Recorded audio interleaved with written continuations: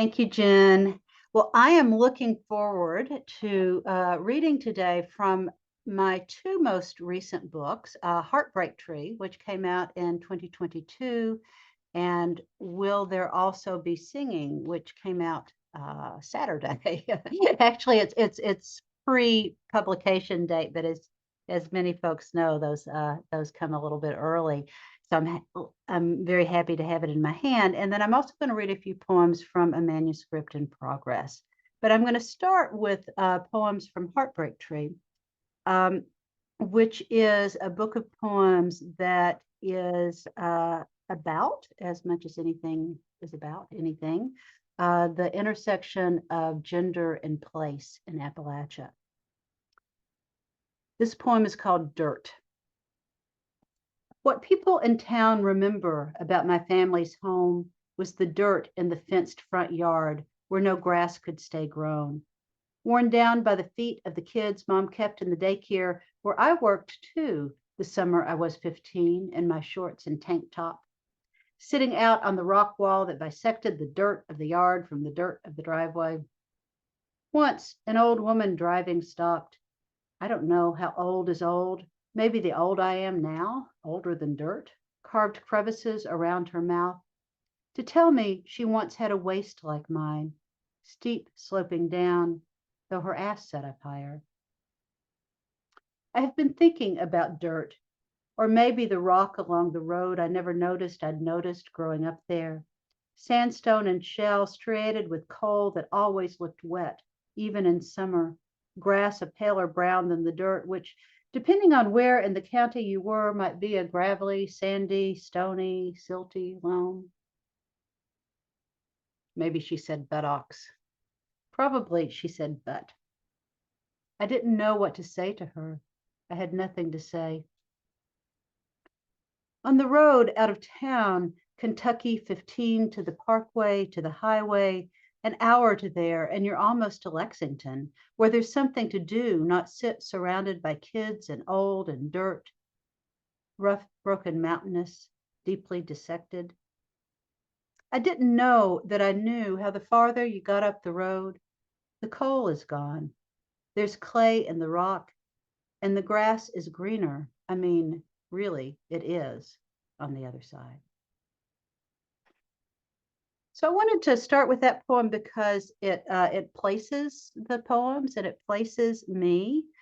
When I was writing this particular book of poems, because I did want to really look at the experience of women and my family of women, especially in Appalachia, I started really thinking about my ancestors, particularly my mother and grandmother and great grandmother.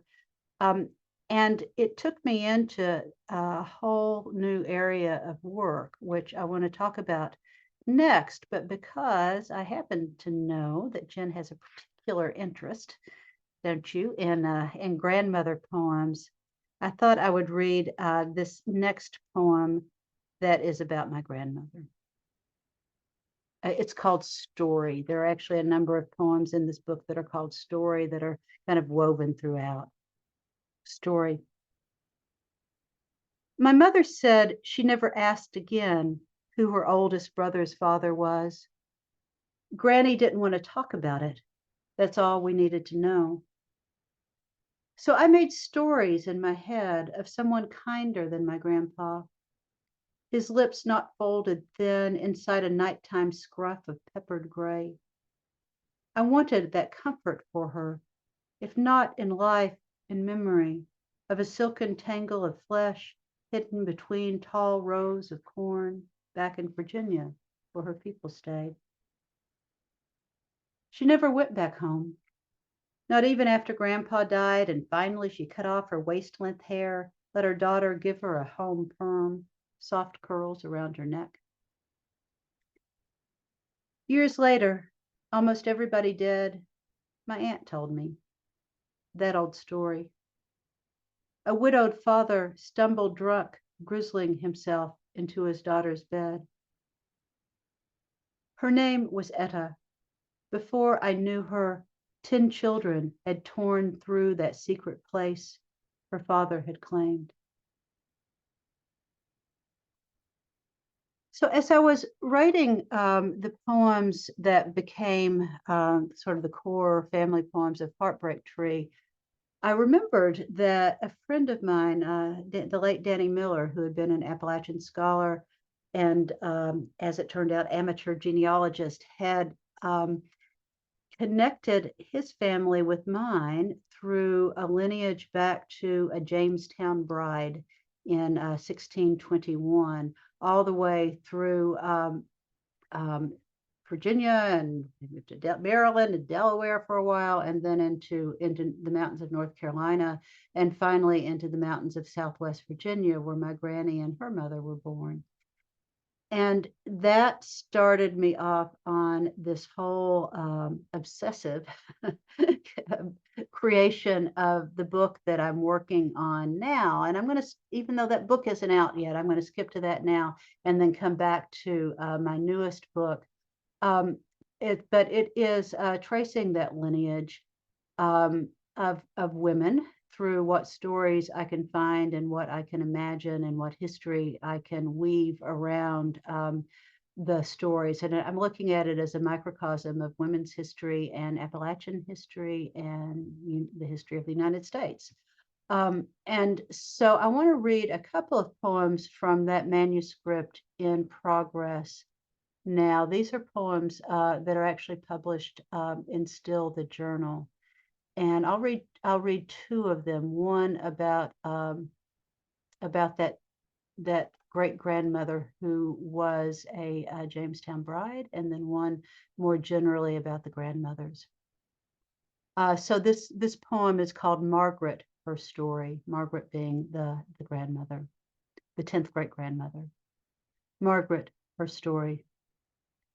Grandmother, first spark of fire beneath the story which is not story, mere kindling that flares without the heat of plot. All scene and character, and that you surely were, a shivered maid upon the wooden ship so aptly named that carried you across. This story I tell mere kindling, and yet the flames bring heat to speak more than I know. You, Margaret, sailed on the Warwick 1621, a lady's maid. The bride ship, aptly named, carried you, age 25, among maids young and incorrupt, and you would marry well and often, more than you knew. Margaret from the Weir, nee Dawson, 1621, then Roughton, Attawell, Grimes. These meager scraps of story, we'll call them tender, maids young and incorrupt, you oldest among them, and you would live. That's no small matter. Your name with the few, Virginia's list of living, 1623. Not yet Roughton, much less Attawell or Grimes, living on scraps. You tender girl, how did you survive that war? How did you wed Ezekiah? Was it love? That's no small matter. Your name not yet by his, Virginia's list of living, 1623. By 1624, you were Margaret, blacksmith's wife. Your family just begun. Girl, you survived Ezekiah, Thomas, Edward. Was it ever love? 3 times a bride from sea-bound, shivered maid.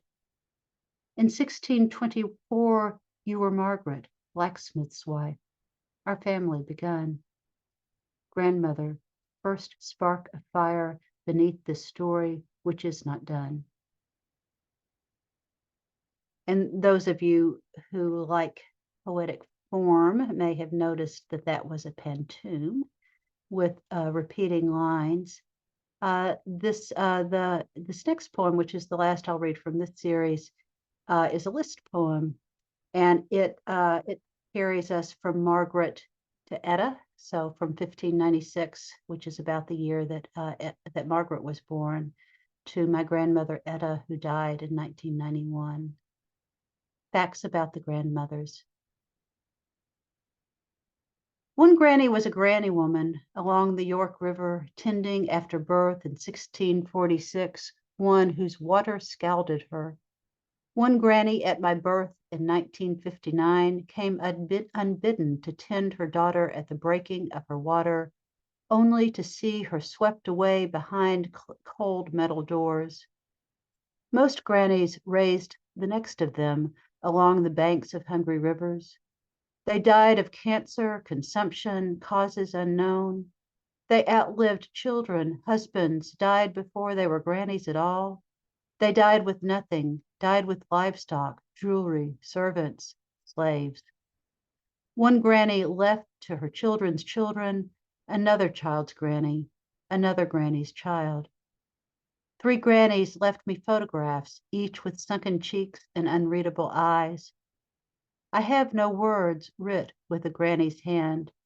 A mark upon the page, I XE sign.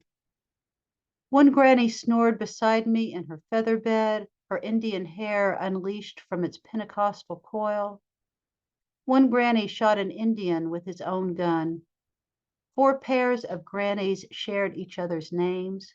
One granny gave me hers and combed her fingers through my feathery curls. I have laid my hands on stones above 4 grannies' bones. 3 grannies more lie beneath salt water's rising tide.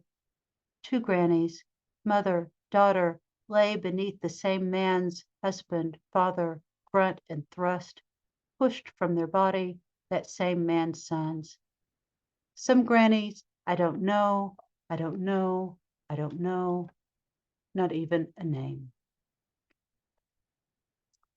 And I'll end with a poem from my newest book, which is just out, Will There Also Be Singing, which is somewhat different than my other books, which are much more sort of, my previous books are much more in sort of the personal as political, looking at personal stories and how they relate to the larger world.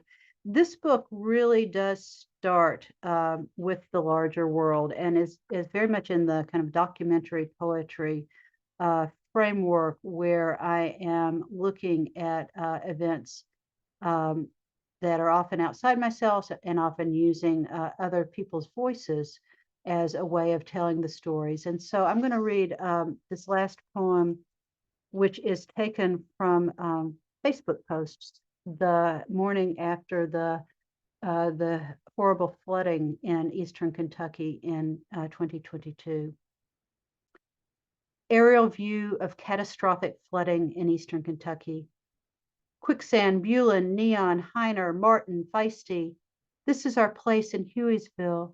This was my mother's house before she passed. Samantha's sister's house is by that blue bridge. Anyone know anything about Fugate Fork Road? Stringtown, Ajax, Isom, Pinetop, Dwarf. This is my cousin's house. My mama's house is on the left. That bridge is about 8 feet above where the creek's supposed to be. Isn't this Mary's house? This is the mouth of our holler. The red arrow was our road in. Nick's Branch, Jake's Branch, Trot. If you zoom in where the white car hood is, my home is there. Rowdy, Wayland, Noble's Landing, Cowan Creek. Oh my God, this is Pigeon's Roost. Hindman, Buckhorn, Chavez, Krypton, Garrett, over toward Pound. Y'all, this is my hometown. This little tree and God kept us alive this morning. My daughter swam with her dog to a neighboring rooftop. Does anyone know about Kite, Kentucky? Caney, Possum, Airy, Lost Creek, Hardburley, Trace. Dad and my nephew are neck deep. They need help, please. We lost the farm animals and 5 cats. Lost my chainsaw, so I can't even work. You need to understand the nature of the topography. Add to it the strip mining, climate change, political neglect. We have lost everything again. We have warm beds, clothes, and toiletries available. We have hot showers and food. Anyone trapped in downtown Whitesburg is welcome to come. We need help, and I'm willing to help anyone in the same shape we are. Your prayers are good, but we need to get federal and state assistance ASAP. Don't cry for Appalachia. Work for change however you can. Let's use the internet to tell our story. Thank you for posting. Much love and many blessings to you all from what's left. Thank you.